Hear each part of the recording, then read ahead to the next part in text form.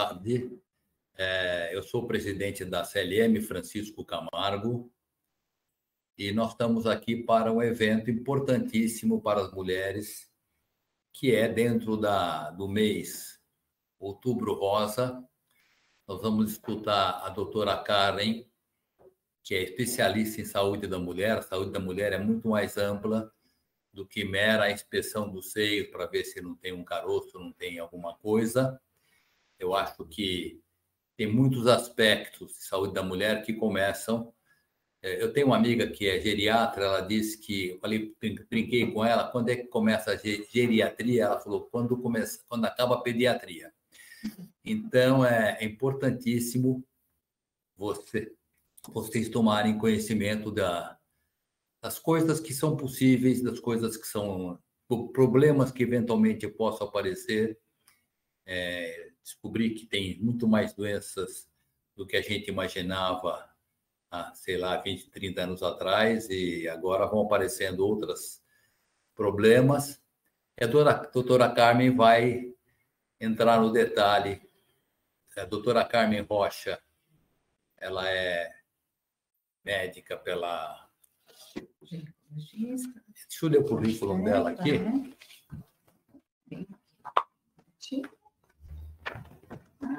Deixa eu ver por último. Karen, me ajuda aí, fala o seu currículo. Vamos lá. Eu sou ginecologista, obstetra, formada pela Universidade Federal de Uberlândia.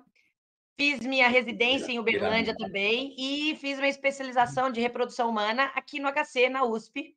Então, vamos falar de coisas de mulher. Aliás, não, vamos falar de cuidados com a vida, porque até os meninos vão ficar interessados nesse bate-papo aqui também. Muito bom, muito bom. Obrigada, doutora Karen. A gente já quer iniciar com uma primeira pergunta, né? Nós estamos falando desses números alarmantes, né? Que a senhora comentou, inclusive, que a gente tem milhares de mulheres aqui no Brasil, né? Como que a senhora vê este câncer de mama tão alarmante aqui no nosso país? O que levou a isso? Então, vamos lá.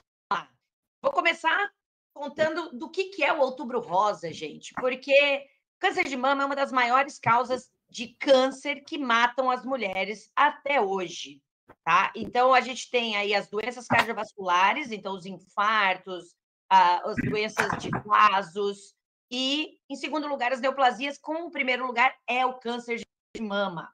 E isso trouxe uma preocupação grande, por quê? Porque hoje em dia o câncer de mama não deveria matar tanta mulher. Então, o Outubro Rosa, ele veio no sentido de tentar dar atenção a uma doença que dá para a gente prevenir a morte.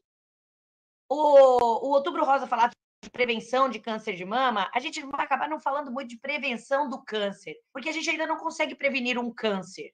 Quando ele tem que aparecer, ele vai aparecer. O que a gente tem é a prevenção da morte pelo câncer de mama, porque hoje as tecnologias estão tão avançadas, os exames são feitos cada vez mais precocemente, que morrer por causa de um câncer de mama, às vezes é falta de cuidado. Então, e o que eles viram, né? Essa coisa do Outubro Rosa começou nos Estados Unidos, eles conseguiram um ônibusinho, uma ONG, lá no meio do Texas, conseguiu um ônibusinho para sair correndo nessas cidades do interior para fazer mamografia, porque eles viram o quê? Que as mulheres de grandes centros tinham câncer de mama, mas elas não morriam desse câncer de mama, porque elas tinham tratamento. As mulheres que morriam eram aquelas mulheres que não tinham acesso. Nos Estados Unidos, a gente não tem SUS. Então, não existe SUS nos Estados Unidos. Se você vai no médico, vai pagar. Ou seja, o seu seguro-saúde, ou você vai pagar particular. Não existe nada do governo. Então, as pacientes que estavam longe de grandes centros, em cidades pequenas, elas não sabiam que tinham que fazer mamografia.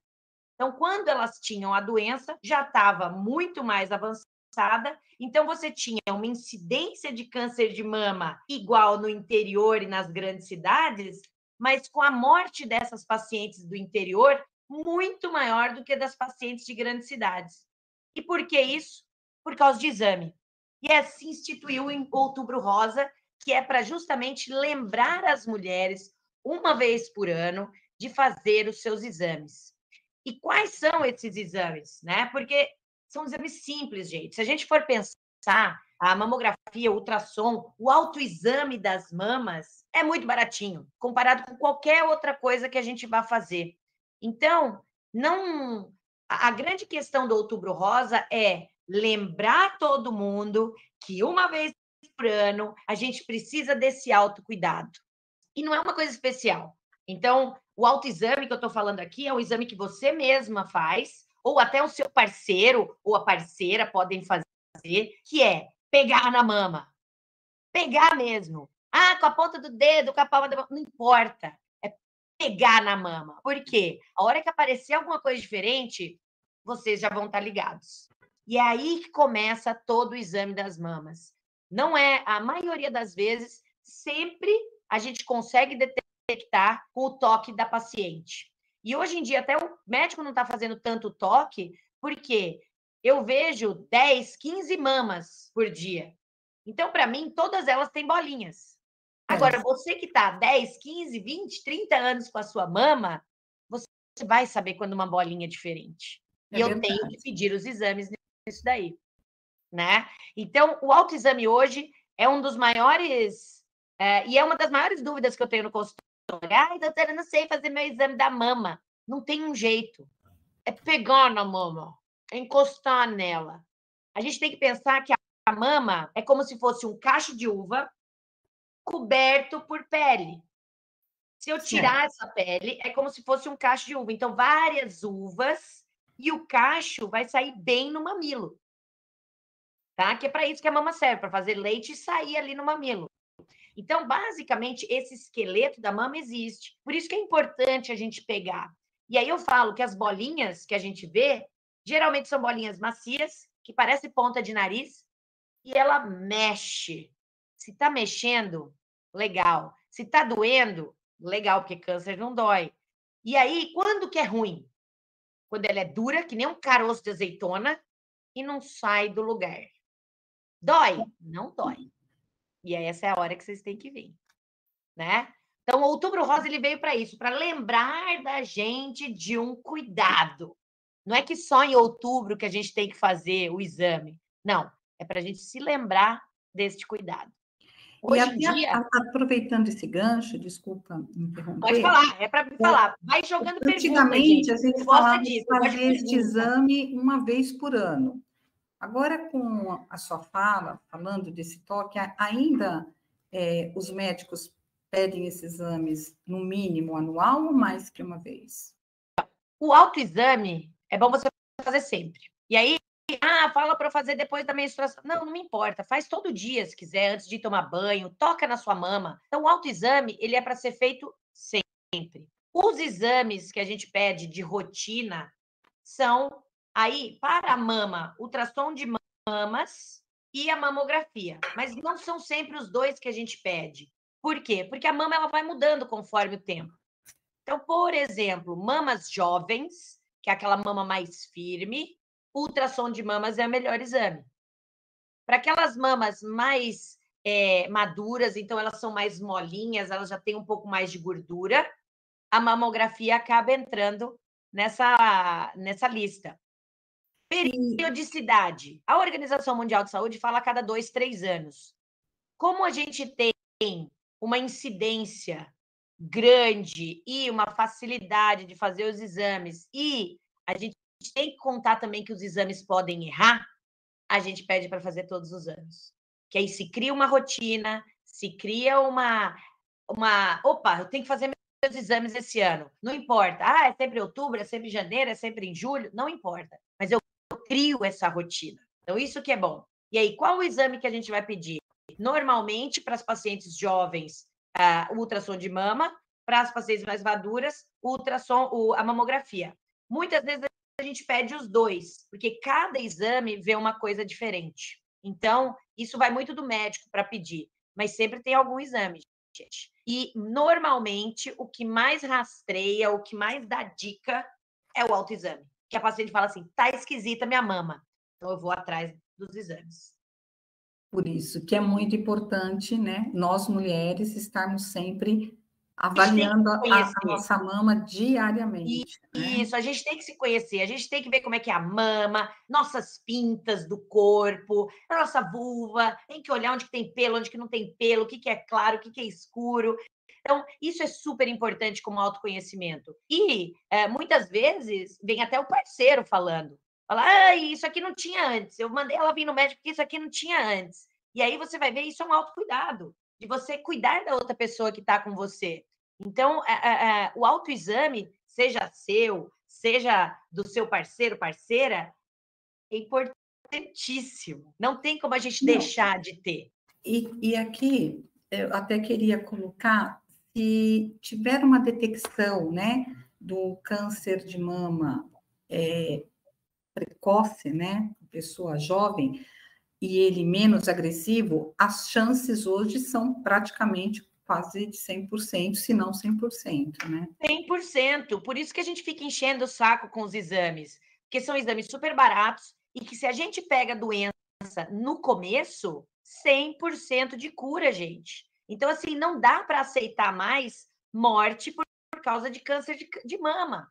Sendo que a gente consegue fazer o tratamento extremamente rápido, fácil, não precisa, hoje em dia, cada tipo de câncer tem um tratamento diferente e alguns nem precisam de cirurgia. Doutora Karen, sumiu a sua imagem aqui para nós. Eu tô tá aparecendo? Vamos continuar, para mim não, mas tudo bem. Vamos Você que lá. sumiu agora para mim. Vocês estão me vendo, gente? O pessoal está falando, para mim sim, para mim sim. Então, ok. Então, vamos continuar aqui. Doutora Karen. Opa, peraí, que agora sumiu todo mundo. Agora sumiu todo mundo? Peraí, agora voltou. Voltou, muito bem. Isso que acontece no ao vivo, gente. Ao vivo sempre mais legal. Ao vivo é assim. E tem uma pergunta aqui, né? Se a mamografia, que é rotina de mulheres, se a partir de que idade? Mesmo que a gente falou dos jovens, a partir de que idade? Então, é assim, mamografia, que é um exame para mamas mais maduras, a gente começa com 40 anos. 40 anos é a data limite. Porém, se você na sua família teve alguém que teve um câncer detectado cedo, você provavelmente vai ter que fazer cedo também a mamografia. Mas isso só com antecedentes familiares. Então, por exemplo, minha mãe teve câncer com 45 anos. Então, você vai ter que fazer com 35, 10 anos antes do aparecimento do câncer de alguém da família. 10 anos antes. Mas se você não tem nada de história na família, ou se todo mundo da sua família teve câncer depois dos 50, então a gente vai fazer a partir dos 40. A mamografia. O ultrassom a gente já pode fazer antes. Perfeito. E hoje, com um número grande de cirurgias plásticas, a pergunta é que se o uso de próteses, um silicone, se aumenta o risco para um câncer de mama. Nada. Então, a gente tem... Isso é mito, então? É mito.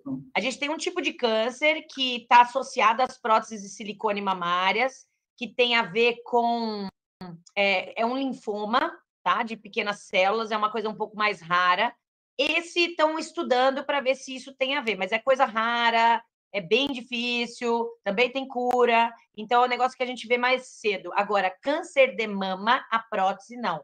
E a prótese até facilita a visualização dessa mama, porque a prótese geralmente ela é colocada atrás da glândula mamária, então ela vai toda para frente. E às vezes fica mais fácil ainda de fazer ultrassom e de fazer mamografia. Isso é uma novidade, porque sempre a preocupação é que se você vai colocar uma prótese, isso não vai prejudicar a visualização de uma possível Pode colocar doença. prótese tranquilamente. O que atrapalha, às vezes, pacientes que fizeram mastopexia ou redução da mama, a mama vai ficar com uma cicatriz. E aí essa cicatriz, ela aparece nos exames. Então, às vezes, a gente fica com um pouquinho de dificuldade para vir a mama toda, porque tem essa cicatriz, mas nada disso predispõe ao câncer. Muito bom. Coisas que realmente predispõem, que a gente sabe. Pacientes que não fazem muito exercício, né?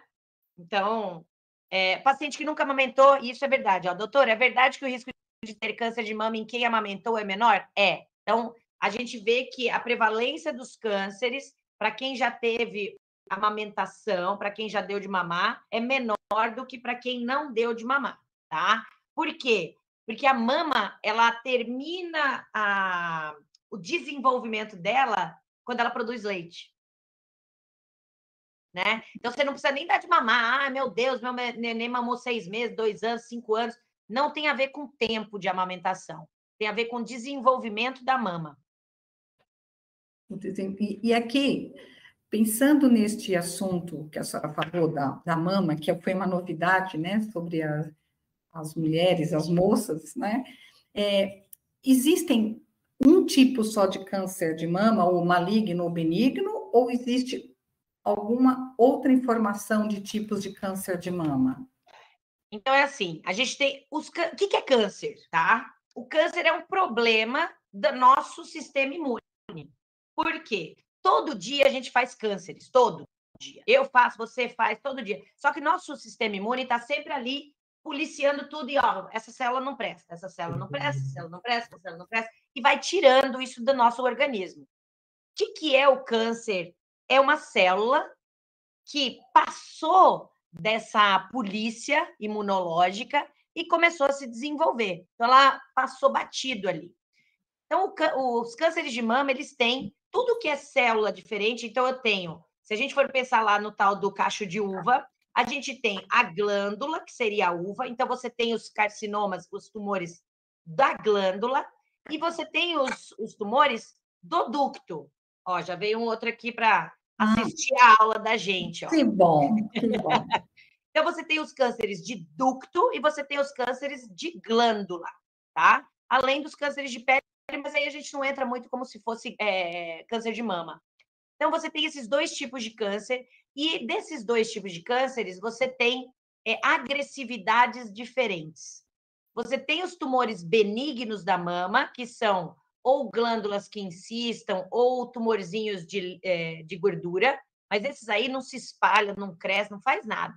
Então, a gente nem liga para eles. Agora, os cânceres malignos, sim. Então, eles têm vários tipos e vários níveis de agressividade. Por isso que tem vários tipos de tratamento. Hoje em dia, a gente tem vacinas como tratamento de câncer de mama, a gente tem a cirurgia, a gente tem a quimioterapia, a radioterapia. Então, a gente hoje tem tantos meios de tratar os cânceres. Antigamente, a gente fazia cirurgia para depois fazer a químio. Hoje, a gente faz a químio para depois fazer a cirurgia. Então, tudo depende do nível de agressividade desse câncer de mama. E depende mais ainda do estágio que você encontra esse câncer. Por isso que é super importante o ver mais cedo. Eu ver mais cedo. Aqui tem uma pergunta aberta que fizeram durante a sua palestra, se o uso de concepcional aumenta os riscos de câncer de mama. Não, não aumenta, isso já está provado, tá? A gente fez com que os hormônios fossem umas coisas muito ruins na nossa vida, né? Então, a gente achava que tomar hormônio era ruim, tomar anticoncepcional é ruim, fazer terapia de reposição hormonal é ruim, e hoje a gente vê que não tem nada a ver. O câncer de mama, ele tem muito a ver com a sua genética, tá? Então, mesmo você amamentando, comendo verdura, fazendo exercício, não fumando, você pode ter um câncer de mama, por quê? Porque está na sua genética isso, é um defeito que tem lá e a gente não consegue ver direito. Às vezes vem de família, às vezes não vem. O anticoncepcional, ele não predispõe a um câncer de mama, tá? Assim como a terapia de reposição hormonal também não. A gente tem uma combinação aí de câncer de mama com hormônio quando a gente usava hormônio de cavalo.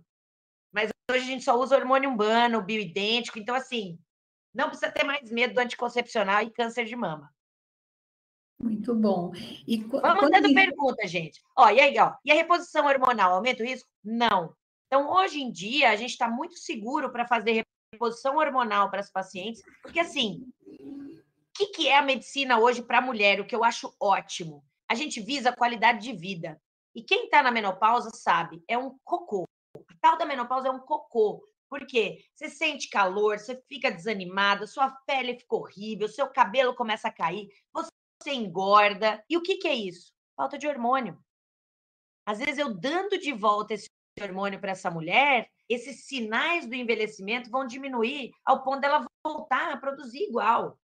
E hoje a gente tem doses de hormônio, hormônios bioidênticos, hormônio transdérmico, adesivo, que vai ser o melhor para essa mulher. Mesmo pacientes que já tiveram câncer de mama, dependendo do tipo de câncer de mama que elas tiveram, se tem ou não receptor, se ela tem mama, se não tem mama, eu posso dar para ela reposição hormonal também. Aliás, é super indicado, porque muitas vezes por causa de quimioterapia, essas coisas, elas entram em menopausa mais precoce do que as outras. Então, a gente precisa, sim, às vezes, dar hormônio para todo mundo. Que o lance é qualidade de vida, gente. Isso que a senhora falou é incrível. Por quê? Na minha família, e meus pais, eles eram totalmente contra qualquer reposição hormonal. Então, ninguém na família fez nenhuma reposição hormonal de medo da medicina, né? Então, desmascarando, né, todos esses tabus, né? E hoje a gente vê uma mudança também dos perfis. Você começa a olhar essas mulheres que estão envelhecendo e a gente está envelhecendo muito melhor do que antigamente. Por quê? Tem uma pergunta aqui, ó, sobre isso, ó, sobre a reposição aqui. Aqui, ó. Reposição hormonal aumenta o risco, essa já falamos, ó. Boa tarde. Aqui, ó, tratando em casos de câncer mamário na família, tem alguma diferença se tratando de parte materna ou paterna, ou nesses casos é pelo geral? Geralmente é pela parte materna, né? Então é a família da mãe. A mãe, as tias, tudo pela parte da mãe, que é a parte que a gente acaba pegando. Às vezes tem alguns cânceres genéticos de mama que podem passar pela família do pai, mas são muito menos, né? São bem menos. Geralmente é sempre da família da mãe. Aqueles cânceres que eles falam de tem 2 genes para você fazer lá, não sei o que, do BRCA1, BRCA2, geralmente sempre da família da mãe, que é onde a gente expressa eles com mais facilidade. Aqui tem uma de menopausa. Ó. Isso. Entrei na menopausa com 38 anos e hoje tenho 49. Não tomo hormônios, mas eu sinto às vezes muito sono. Então, você entrou super cedo, né, Cris? Então, ainda bem que você não... Se só sentiu sono, ok, né? Porque muitas vezes as pessoas ficam desanimadas, a libido cai, você até fica meio deprimida, né? A depressão é extremamente comum depois que a gente entra na menopausa. Por quê? Por causa dessa falta desses hormônios. E tudo isso, e aí é uma coisa do doutor Francisco, né? Ele falou... Francisco Camargo. Isso, que ele falou que o cuidado já começa antes. Então, lá para quando a gente ainda está com 20, 30 anos, a gente já começa a se preparar para ter uma menopausa melhor, para ter uma qualidade de vida melhor. Então, assim, você com 38 anos entrou na menopausa, já está com 49, ou seja, 11 anos sem hormônio, e por enquanto é só o sono, eu não acho que talvez para você seja uma boa entrar com os hormônios, porque você já tem muito tempo sem eles e você está bem. A gente vai melhorar, então, a parte do sono, né? Então, tem que ver, porque cada paciente responde de uma maneira diferente. Então, por isso que a gente tem que sempre individualizar. Usar receita de bolo para câncer, para terapia de reposição hormonal, para qualquer um, não dá. Medicina é isso, medicina é individualização. Cada uma vai ter uma necessidade diferente. Reposição hormonal engorda? Não, menopausa engorda, gente. Engorda muito. Não sei se alguém já está passando pela menopausa, mas é assim. Você olha para a comida, você cheira a comida, você já engordou. É um negócio esquisito. Não, eu me mato. A menopausa engorda mesmo. Engorda. E a gente fica com aquele corpo de pamonha, assim, ó. Porque engorda na cintura, né? Fica com as pernas finas, a barriga grande, é um saco. E aí o hormônio, ele vem para tentar tirar isso de você, para você voltar às suas formas femininas, porque é isso que a gente acaba fazendo. E tem a questão da idade, que vai mudando e tudo mais. Deixa eu ver aqui, ó. No começo eu quase surtei, ó. A Cristina surtou, ó. Tá vendo? E dá uma doideira, gente. Por isso que ninguém quer envelhecer, né? Principalmente a mulher, né? Eu falo que menopausa é um negócio que a gente vai passar, a menos que a gente queira morrer antes. Que não é essa opção. Então, a gente vai ter que passar sim, e a gente tem que ir atrás do médico para ele falar sobre isso. Tudo isso é qualidade de vida, gente. E a terapia de reposição hormonal, e aí vem a parte do Outubro Rosa, ela vem como cuidado. Então, não precisa ter medo de reposição hormonal, e ela vem como cuidado para outras coisas. O Outubro Rosa começou com uma parte de câncer de mama. Hoje, a gente está querendo fazer o quê? Câncer de ovário, osteoporose, osteoporose, Alzheimer, depressão, falta de autoestima, tudo isso vem em decorrência da falta de cuidado. Então, hoje, o Outubro Rosa, que no começo era de prevenção da mortalidade do câncer de mama, hoje é cuidados para com a mulher. A gente precisa desses cuidados. O Novembro Azul não é sobre câncer de próstata, é sobre cuidados que o homem tem que ter, ver a parte cardíaca, ver a parte de pressão. Então, tudo isso são lembretes, gente, né? A gente não é só uma mama, a gente não é só um ovário, a gente não é só a pele, a gente é um todo. E é isso que a gente precisa, ter mais cuidado com a gente, porque hoje em dia, sim, a medicina anda nesse sentido, de melhorar a qualidade de vida. Chegar e falar assim, eu estou muito velha para isso. Não aceito. Pode falar com o seu médico. Não, aqui, a Maria Pavia, né, até agradeceu aqui, e tem uma pergunta daqui da Débora sobre a opinião sobre essa reposição bioidêntica. Idêntica, isso. Ó, eu vou pôr aqui, ó. Como saber se estou entrando no climatério, algum exame? Normalmente exames hormonais. E a gente começa a partir dos 40.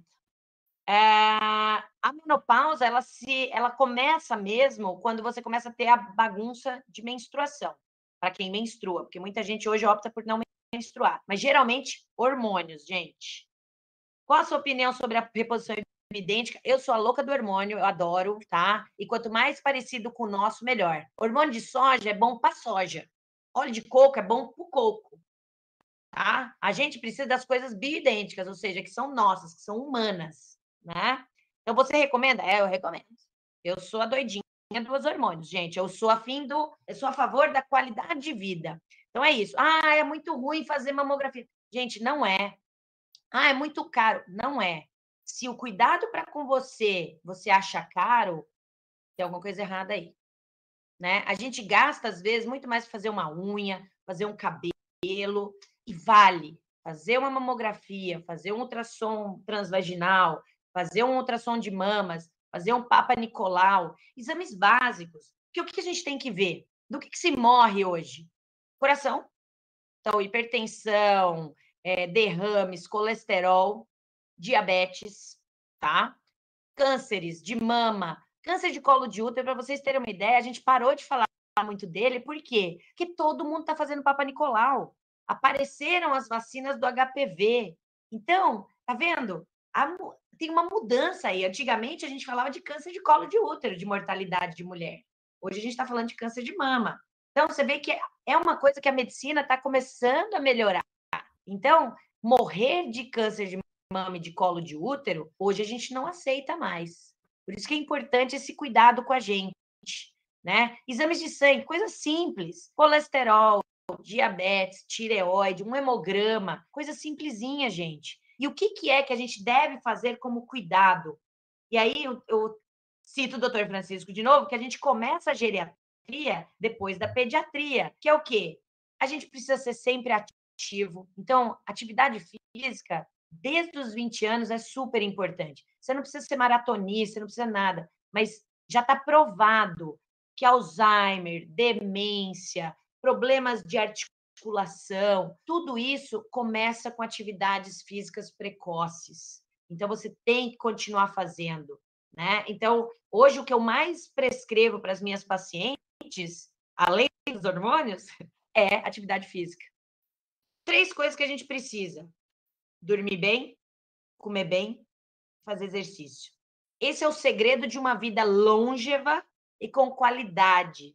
Porque é isso que eu falo. O que você quer quando você for crescer? Você quer alguém cuidando de você? Você quer não poder fazer as coisas que você gosta? Então, o seu cuidado tem que começar já. Se você tem 20, 30, 40, 50 anos, sempre pense em você. Para você cuidar dos seus filhos, para você cuidar dos seus netos, para você poder ir viajar, você precisa cuidar de você. Você precisa cuidar da sua cabeça, você precisa cuidar do seu corpo. Né? Então, você fez retornar de uma grande amiga que ela era jovem e ela ia num geriatra. E eu disse assim, Mas geriatra não é para uma pessoa com mais idade. Ela falou, segundo o meu geriatra, ele tem que daí tentar resolver tudo que não foi feito durante o período, desde a mocidade até a idade madura. Como a gente está vivendo mais, Solange, a gente está vendo que as pessoas, os problemas que elas estão tendo agora com 70, 80, são problemas em decorrência do tipo de estilo de vida que ela teve. Então, a gente vê, por exemplo, os atletas envelhecem melhor do que o pessoal que nunca fez nenhum tipo, do que os sedentários. E por que isso? Adianta começar agora a fazer? Adianta, é bom. Mas quem já vinha com essa coisa, esse hábito de mexer o seu corpo, tem um envelhecimento melhor. Por isso que a gente fica enchendo o saco. É um saco fazer exercício, eu odeio fazer exercício, mas eu falo por quê? Eu não quero ninguém limpando meu bumbum quando eu tiver meus 80 anos. Você entendeu? Então, é o preço que eu pago. Eu vou dormir 8 horas por dia. Vou dormir 8 horas por dia. Por quê? Porque depois eu não quero ficar esquecendo que eu comi ontem, o que eu estou fazendo aqui hoje. Você entendeu? Então, eu quero ser produtiva o máximo de tempo possível. Então, eu acho que é isso. A gente tem que começar a pensar nisso agora. Quer ver? Aqui, ó. Medicamentos fitoterápicos. Aqui a gente vai falar de fitoterapia agora. Medicamentos fitoterápicos são indicados para amenizar a menopausa? Sim. Tem muitos medicamentos fitoterápicos que são ótimos para amenizar essa parte dos calores, a parte da queda de cabelo, da secura na pele, da secura de vagina. Então, a gente tem vários tipos de tratamentos fitoterápicos. Eles não são tão eficientes quanto os hormônios, mas eles funcionam. Então, eu uso sim. Quando a paciente fala para mim, eu não quero usar hormônio de jeito nenhum, a gente lança a mão dos fitoterápicos. O mais importante é ir atrás, é não ficar sofrendo. Porque mulher não tem que sofrer. Aqui tem uma pergunta que hoje não é apenas um médico que cuida da mulher com câncer de mama. Qual a importância de uma equipe multiprofissional no tratamento do câncer de mama? Bom, o que a gente precisa, né? Quando a paciente, eu dei o diagnóstico de um câncer de mama. Ninguém quer, tá, gente? Mas a gente acaba dando, e eu prefiro que ela venha e a gente veja tudo no começo, e aí a gente começa. Psicólogo, porque muitas mulheres ainda acham que tendo um câncer de mama vão morrer, não vão. Oncologista para saber o tipo de câncer e ver o tipo de tratamento. Mastologista que vai fazer a parte da cirurgia. Às vezes um cirurgião plástico já para fazer a reconstrução já na hora. Fisioterapeuta para não ficar com aquele negócio do inchaço nos braços por causa da cirurgia. Enfermagem, que eu amo, tá? A enfermagem boa sempre é aquela que acaba nos dando o apoio, porque elas estão sempre em tudo, né? E o gineco. Então, você vê, multidisciplinar, gente. Não dá para fazer tudo sozinho. Por quê? Mexe mesmo com a nossa cabeça.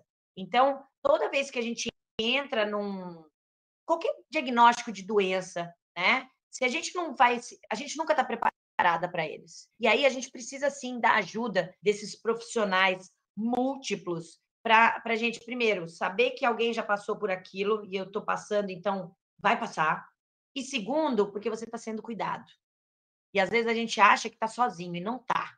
Por isso que é importante uma equipe multidisciplinar para tudo, né? E no câncer de mama a gente vê isso com muita, muita, muita importância. E contato com outras pessoas que também têm ou tiveram câncer de mama, porque isso sim te dá um ânimo, te deixa mais contente, te deixa mais tranquila, né? Para você ver que várias pessoas já estão passando, já passaram por isso e passaram.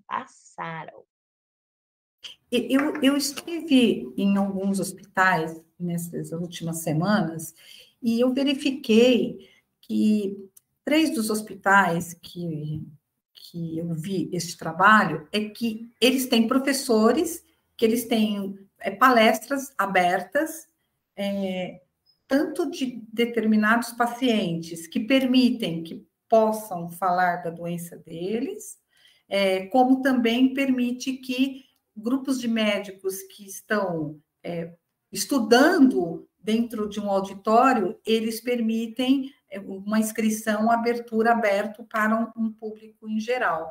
Isso no passado era totalmente fechado, né? E hoje não, hoje a gente pode entrar num auditório, num hospital, fazendo lá a sua inscrição e participar e poder, inclusive, não ter a resposta só de um médico, mas de vários médicos. A senhora participa disso? Já esteve nesses processos? Sim, normalmente, a minha área maior é reprodução humana, então eu mexo muito com essa parte de infertilidade. A gente, em 1990 foi quando eu fiz minha faculdade, e os médicos formados antes disso, principalmente até a década de 50, o médico era considerado um deus. Então, quanto mais distante, melhor. Hoje, a gente está buscando a humanização dos médicos, onde a gente precisa estar mais perto do nosso paciente, porque metade do tratamento é você poder confiar no seu médico, é você poder ficar tranquilo. E a gente tem que entrar no tratamento do paciente, né? Então, é uma via de mão dupla. Quando tem paciente no meio, é muito melhor para a gente, porque a gente acaba aprendendo quais são as aflições e o que a gente fez de certo, de errado, ou o que funciona. E quando tem o paciente fica mais tranquilo, porque tem um engajamento, não é aquela distância. Eu gosto de fazer perguntas, né? Pode fazer pergunta para mim aqui, ó. Pode escrever no chat. Tem uma bolinha ali com as perguntas, a interrogação. Pode perguntar tudo para mim. Então, assim, é muito melhor quando a gente consegue ficar perto do paciente, né? Das pessoas. E o multidisciplinar vem nisso também. Então, quando a gente faz as palestras, quando a gente se junta, não é só médico que está lá. É o psicólogo, é o fono, é o enfermeiro, sabe, é o psicoterapeuta, é o terapeuta ocupacional, é um monte de gente junto. Por quê? Porque é sempre um conjunto de coisas. E é uma pessoa só. A gente não pode ficar separando as pessoas por doença, por parte de corpo, que aí está tudo errado. Aí a gente sai do negócio da medicina para ir para a parte de pesquisa. Aí já não é mais medicina para as pessoas. Isso é interessante, porque às vezes nos bate-papos com as mulheres, elas às vezes procuram pessoas que tiveram câncer de mama, ou que tiveram outro tipo de câncer, um câncer no estômago, um câncer no intestino, e na verdade é um câncer, né? Porque assim, a sensação é a mesma, é de que a gente vai morrer. Então, eu quero saber como é que é isso. Eu estou passando por isso, eu quero essa experiência, eu quero entender o que está acontecendo, né? Então, o ficar mais perto, e por isso o médico precisa estar mais perto, o médico precisa entrar na história, o médico pode não ter passado por isso, mas, poxa, o que custa você perguntar para os outros pacientes e internalizar isso? Que eu acho que isso é extremamente importante. Ó, aqui, ó. Tem uma pergunta interessante da Edna aqui. Da Edna Gonzalez. Ó, a senhora indica o tratamento a laser na área vaginal para estimular a lubricação? Sim, eu adoro laser íntimo. É das últimas coisas que apareceram para conforto da mulher. A área sexual da mulher nunca ninguém quer mexer, tá, gente? Então, assim, a gente não tem um Viagra pra gente, tá?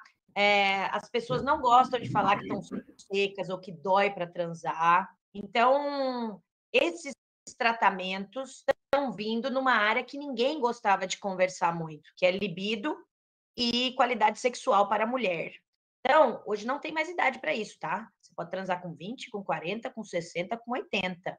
E o laser, ele melhora muito isso. Então, pacientes que passaram por radioterapia, geralmente, vão ter uma atrofia das glândulas lubrificantes da vagina. Pacientes que estão na menopausa têm uma atrofia geral de colágeno e elasticidade. O laser, ele vem para dar uma melhorada nessa parte de incontinência urinária, na parte de melhora para conforto na relação sexual e até melhora da imunidade. Então, algumas pacientes têm aquela coisa de muita candidíase, muita infecção urinária, e às vezes você faz o laser melhorando a qualidade das glândulas e do colágeno, acaba. Então, eu adoro o laser íntimo. Super bom. Qualquer pergunta pode Fátima, fazer. Quer fazer aqui pergunta? É só escrever aqui, a gente já responde tudo. A doutora responde, né? Então, o que é mais interessante, gente, é a gente poder conversar. Porque hoje, o que eu vejo no consultório às vezes as pessoas ficam com medo de perguntar, de conversar com o médico, e o jeito certo é vocês poderem falar de tudo. Nós, da ginecologia, eu me ponho como a médica da mulher. Então, você tem que poder falar de tudo. Ah, mas a senhora não entende nada de coração. Posso até não entender tudo, mas eu entendo um pouco. E aí eu vou poder te orientar para ir atrás de um tratamento um pouco mais especializado e tudo mais. Mas é importante que você fale. E no consultório não existe vergonhas. A gente não fala nada para ninguém. A gente não quer contar nada para ninguém. Então, saiu do consultório, a gente já esqueceu. Então, ali é o lugar de conversar. E é importante que você tenha um médico com quem você possa fazer isso. Porque senão, muda. Vai para outro. E vai para outro. E vai para outro. Não importa. Até você achar alguém que te entenda.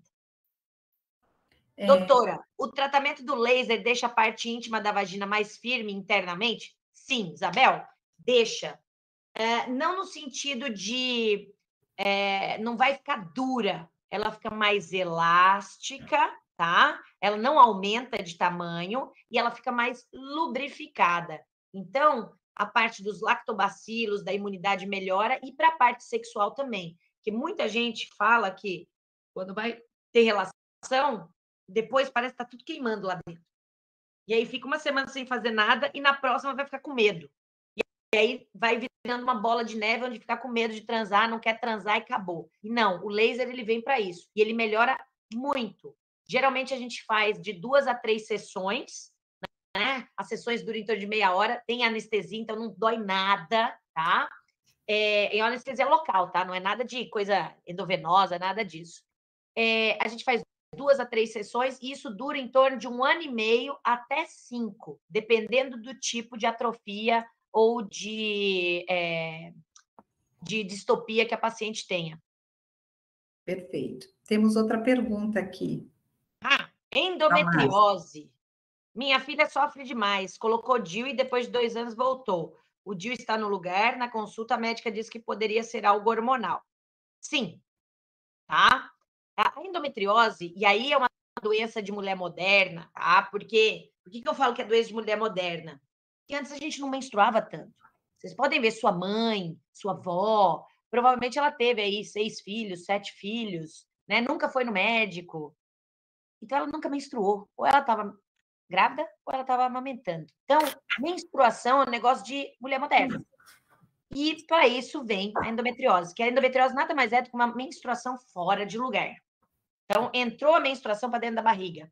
E aí isso dá dor, pode dar infertilidade, pode dar... O pior é a dor, que é qualidade de vida, né, gente? Então, e aí o que faz? O DIU, e ela deve estar usando o DIU medicado, se eu não me engano, o DIU medicado, ele tenta diminuir essa parte das dores da endometriose. Porém, ele não para a ovulação. Então, às vezes, sim, a endometriose pode continuar e pode aparecer mais focos de endometriose, porque o DIU, ele só serve para a parte menstrual. Normalmente, para endometrioses mais profundas, a gente gosta de usar os que vão para o corpo inteiro, ou implante, ou adesivo, ou os comprimidos, ou as injeções, porque realmente faz mais diferença do que o DIU. Interessante. Então, é hormonal mesmo. Porque é isso, a gente não para de ovular com o DIU. E tem uma pergunta aqui da esse laser é feito para ginecodermato. Normalmente com os dois, tá, gente? Eu faço, né? Então, que eu prefiro, mas eu só faço... Aí eu não faço laser de cara. Então, normalmente, quem está fazendo laser íntimo é a ginecologia. Mas tem alguns dermatologistas que fazem, sim. Eu faço esse laser, ó. Né, Fabiana? Sim, Cailina. Então, ela está usando Cailina, que é de baixa dose, e é um hormônio que é só para o útero mesmo, né? Então, às vezes, vai ter que trocar esse método contraceptivo ou método de controle da endometriose. Aqui, temos mais perguntas também. Boa tarde, doutora. Eu retirei o meu útero e foi preservado o meu ovário. Eu preciso fazer reposição hormonal? Pois é. O útero não cria hormônio, né? Quem cria é o ovário. E ainda bem que eles deixaram o seu ovário, porque se eles tivessem tirado o seu ovário, aí você estava na menopausa. E aí você ia sentir mais. Então, o ovário ele deve estar lá, funcionando, ainda. E aí a gente consegue fazer os exames via hormônios pelo sangue para ver se você está ou não entrando na menopausa. Eu tenho uma amiga que entrou na menopausa e eu sei que ela entrou na menopausa porque ela estava brigando com todo mundo. Ela não tinha nada, ela estava menstruando, ela estava brigando com todo mundo, estava insuportável. Eu falei para ela, não, peraí, deixa eu ver como é que está seu hormônio. Estava lá embaixo, no pé, né? E ela ainda continuava menstruando, mas ela estava insuportável. Entrei com o hormônio que estava faltando, plim, voltou ao normal. Aí agora ela parou de menstruar. Mas assim, é nítido, gente. É um negócio muito doido a tal da menopausa. Por isso que, assim, nunca minimize isso, tá? E principalmente para nós que trabalhamos, somos mulheres que acaba fazendo 1 milhão de coisas ao mesmo tempo, tem que fazer conta, tem que cuidar da casa, tem que fazer trabalho, tem que estudar, tem que não sei o quê. A menopausa pega na gente. E traz a gente um sentimento de envelhecimento e de inutilidade, que não é. Isso é da menopausa, tá? Então, muito cuidado com isso. Eu estou preocupada, assim, que a gente tem um horário, mas a gente tem mais 3 perguntas e tem uma quarta aqui também. Aqui, a Eliana, a Isabel... Vamos embora. A Márcia... Isabel, engordei, a minha parte coxa, anos, escureceu. Qual o melhor tratamento? Então, esses escurecimentos, eles são normais, e principalmente por causa do atrito, e é super tranquilo para fazer o tratamento. A gente tem 2 tipos de tratamento, aliás, 3 tipos de tratamento, né? Então, a gente tem os ácidos, que a gente consegue fazer uma diminuição da melanina ali no local. A gente tem os lasers, que eles fazem um clareamento super bom. E a gente tem a ultrassom microfocado, que também serve muito bem, né? Então, são 3 tipos de tratamento que a gente faz para clarear essas áreas. Área de cotovelo, área interna da coxa, área, às vezes, de pescoço, área de axila, né? Tudo isso dá para fazer o clareamento, porque isso é pele. Fácil, tranquilo, ácido, laser e radiofrequência. Perfeito. A Márcia... Tem a Sandra aqui. E a Sandra? Se a mãe teve câncer na família, as filhas podem fazer compensação hormonal para diminuir os calores da menopausa ou não é aconselhável e devem ter outra alternativa com fitoterápicos? Não, eu prefiro entrar com os hormônios. A mãe teve, a filha ainda não teve. Então, ela não tem uma contraindicação de usar os hormônios. E aí eu posso usar mais os hormônios bioidênticos numa dose bem pequenininha, só para deixar ela bem. E o quê? Fazer todo ano o exame. É o tal negócio. Garantir que a reposição hormonal, ela não dá câncer em ninguém. Ela acelera o processo. Então, se você ia ter, você vai ter 1 ano antes, 2 anos antes, entendeu? Então, não é que o hormônio vai te dar câncer. O hormônio vai acelerar o processo. Então, o câncer já vai aparecer. Por isso que a gente acaba dando os hormônios. Porque, assim, se eu não estou dando nada a mais, se eu não vou dar uma doença para ela, por que eu vou deixar a qualidade de vida dela cair? Mas eu vou ficar de olho. Entendeu? Não, essa informação foi muito importante. Eu desconhecia essa informação. A gente faz isso muito. E tudo hoje, gente, a questão é qualidade de vida. Então, por que vamos deixar de fazer alguma coisa por um negócio que nem apareceu, sendo que aqui vai dar problema? Né? Então, essa que é a grande mudança que tem. Antigamente, o pessoal não tratava nem cólica. TPM, ninguém falava disso. Hoje, isso é problema de saúde pública. Cólica faz as pacientes faltarem no trabalho. Menstruação demais, dá anemia, a paciente não consegue render a mesma coisa. Tem que tratar. Então, assim, hoje em dia, os problemas das mulheres estão sendo vistos, o que é assim, perfeito. Porque antigamente isso é bobeira, isso aí é da sua cabeça, isso aí é assim mesmo. Quantas vezes a gente não ouviu que quando a gente estava com... imagina que cólica deve doer assim, né? Então, essa que é a grande questão. Hoje, a gente visa qualidade de vida, gente. Por isso que tá ruim, tem que conversar com alguém, porque tem que melhorar.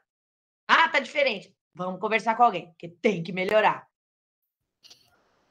Sara... fazer uma mamografia, a partir de qual idade, com qual frequência? Então, é isso. Fazer mamografia, pelo menos depois dos 40 anos, todo ano, porque a mamografia erra, às vezes ela não pega tudo. Então, fazendo todo ano, a gente vai pegar tudo no comecinho.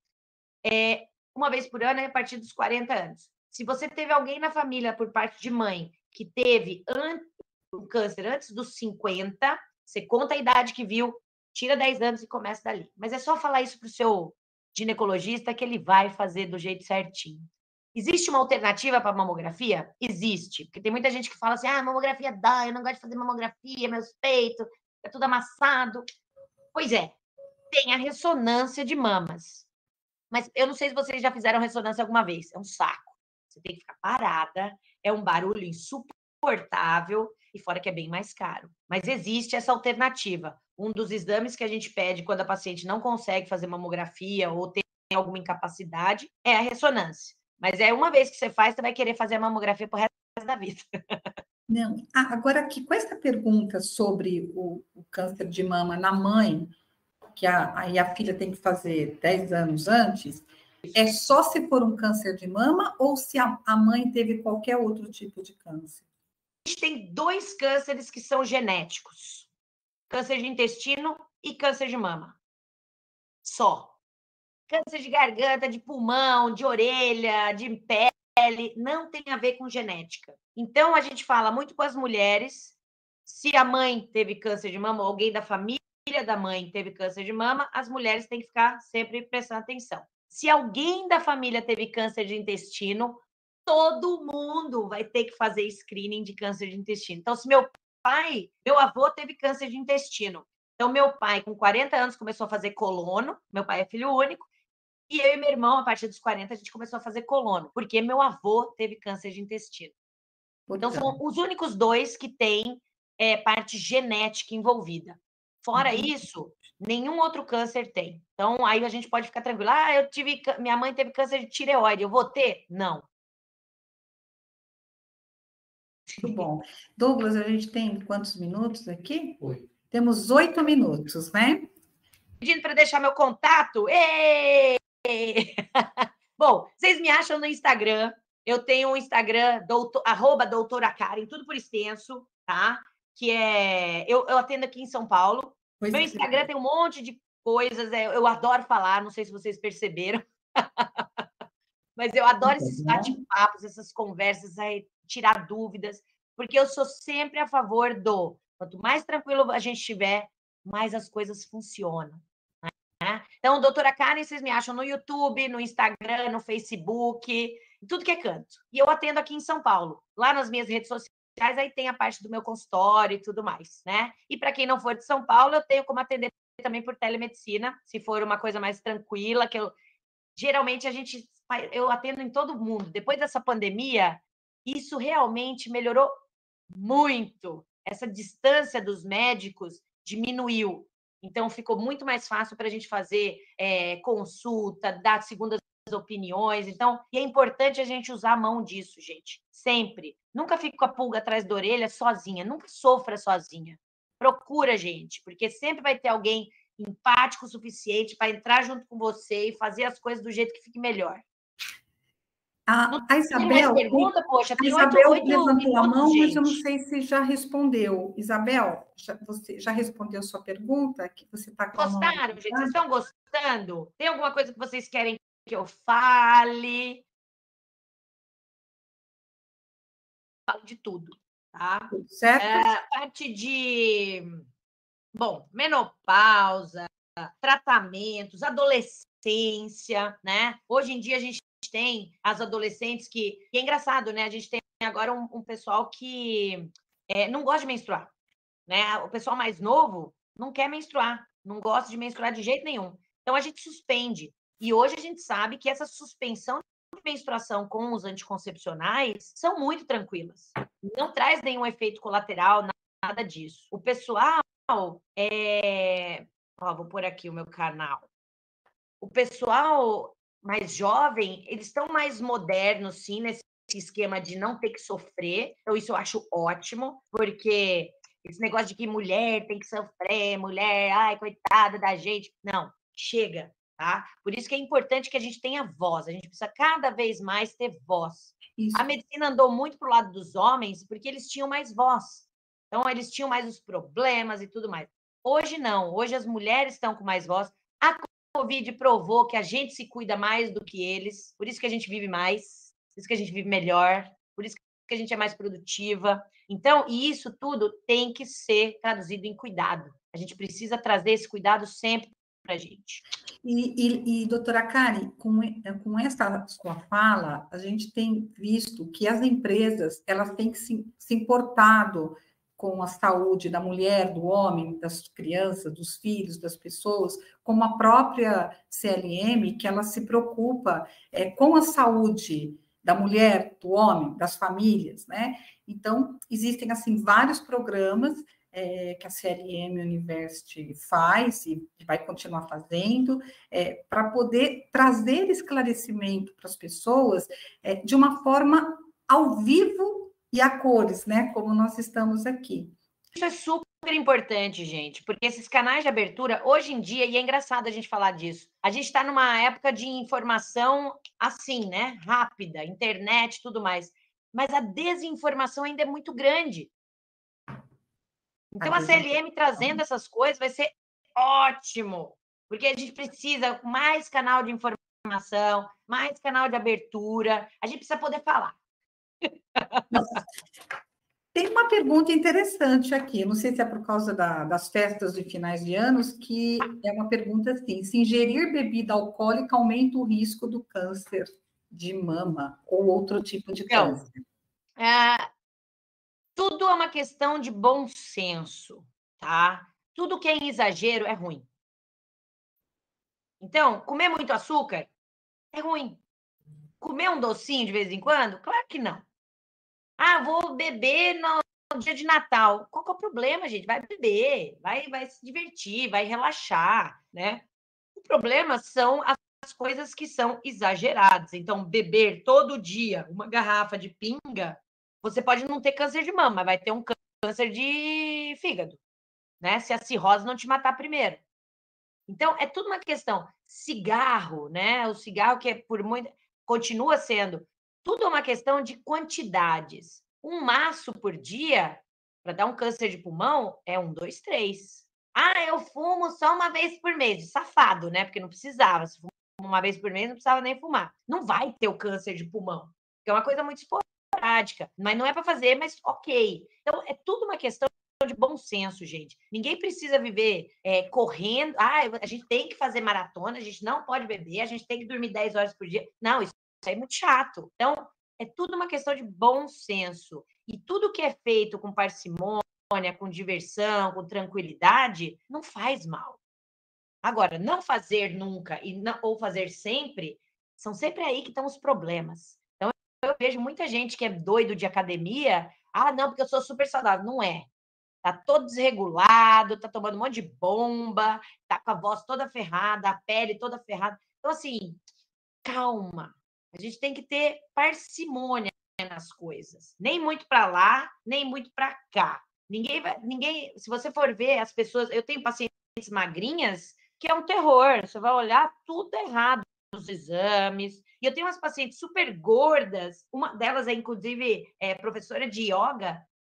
Tem 4 anos que eu vejo ela não tem um exame alterado. Mas ela faz sua atividade física, ela faz sua yoga, lá. Então, assim, é tudo uma questão de bom senso, gente. Então, não adianta ficar se comparando com os outros. Ah, não, porque ali é ótimo. Não. A grama do outro sempre é mais verde. Faça a sua grama. E faça ela ficar bonita para você. O dos outros não importa. Né? Então, é importante isso para a gente, como nesse negócio de redes sociais, todo mundo só mostra coisa boa. Você acha que eu vou mostrar quando eu bater meu dedo no canto da cama? Não vou. Ai, que droga, minha vida. Não vou fazer isso. Eu vou só quando eu estiver lá num restaurante super legal. Né? Se eu passei mal depois, eu não vou pôr. Por isso, não nos deixemos enganar pelas imagens. A gente tem que virar um pouco mais para a gente. O que é que me faz alegre, me faz contente e realmente faz diferença na minha vida. Perfeito. Bom, nós queremos, assim, agradecer a sua presença, doutora Kari. Eu espero que vocês tenham gostado. Eu me diverti. E se vocês quiserem, tiverem outras perguntas, e aprendi. Perguntar, tanto mandar aqui pelo canal da CLM University, tem uma pergunta nas redes antes sociais de fechar. Que a gente conversa mais. Tem uma pergunta, ela está pedindo, a gente, antes de fechar. Aqui, a Isabel. Estou tomando Saxenda para emagrecer. Qual sua opinião sobre Ozempic e Saxenda? Me desculpe se fugir do assunto. Então, é assim. Ozempic e Saxenda são remédios que se usam para diabetes e que, como um efeito colateral, causam emagrecimento. Então, para emagrecer, acaba sendo uma das coisas que tem na bula, porque a gente não tem muitos remédios que tem na bula para emagrecimento. O Ozempic, o Saxenda, o Victoza são essas medicações que a gente usa, que dá para usar para isso. Claro, tem que ver a dose, tá? Tem que ver o tempo que você vai usar e tem que ver se os efeitos colaterais não começam a ser muito ruins, tá? E às vezes a gente tem que tudo ir com calma. Nunca vai pelo ouvido dos outros. Vai seguindo bonitinho com o seu médico, mas eu gosto, funciona muito bem. 10 a 15% do seu peso você vai perder com essas medicações. Muito bom. Bom, a gente tem aqui 1 minuto, então eu gostaria, então, mais uma vez, de agradecer a participação de todas. Esta é apenas uma das apresentações, nós teremos outras, nós não vamos falar da saúde da mulher só. Vou ver nas próximas, quero ver.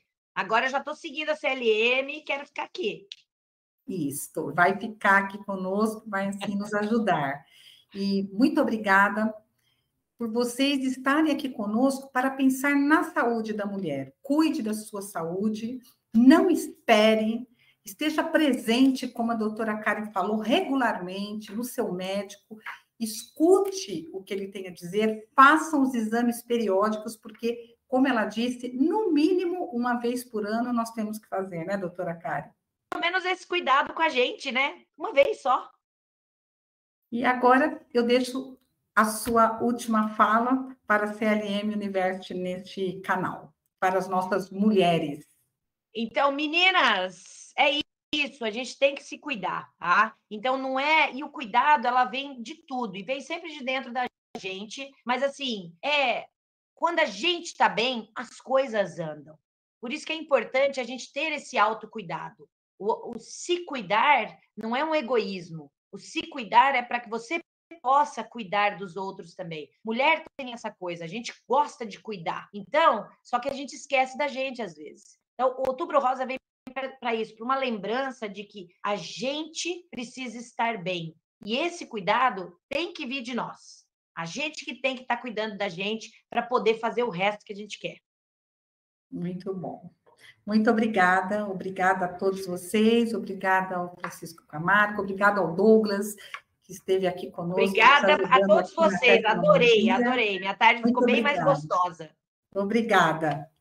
Um abraço e até a próxima. Até, queridos. Até.